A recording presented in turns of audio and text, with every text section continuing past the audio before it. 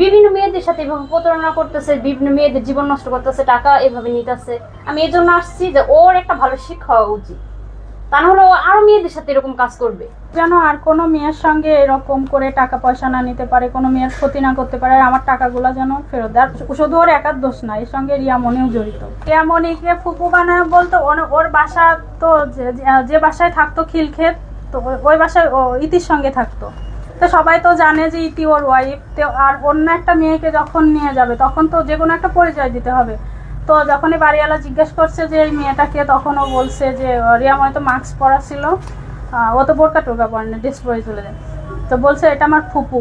তখন ওর মাথায় যদি ঘিলু থাকতো যে ওই রিয়ামণিকে নিয়েই এত কিছু, তাহলে সারা বাংলাদেশ রিয়ামণিকে চেনে।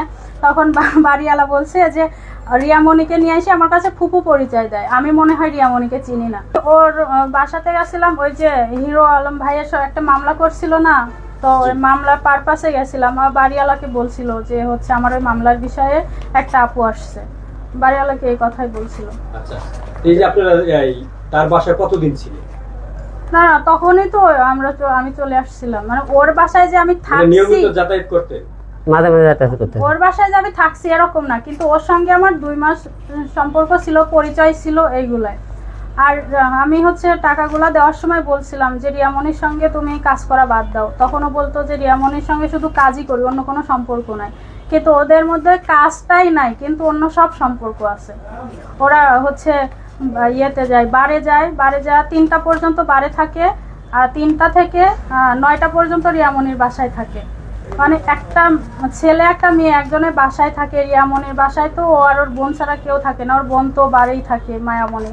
তার ওই বাসায় রিয়া আর রিয়াজ, মানে দুইজনের কিছুই হইল না।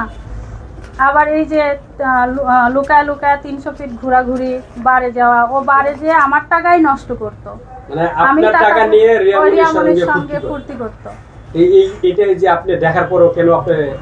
এটা দেখার পরেই তো আমি ওর সঙ্গে আর কোনো যোগাযোগ করি নাই, রাখি না। আমি তখন বলছে আমার টাকাগুলো দিয়ে দাও, তখন ও বলছে যে আমার থেকে কোনো নাকি টাকা নেই নাই।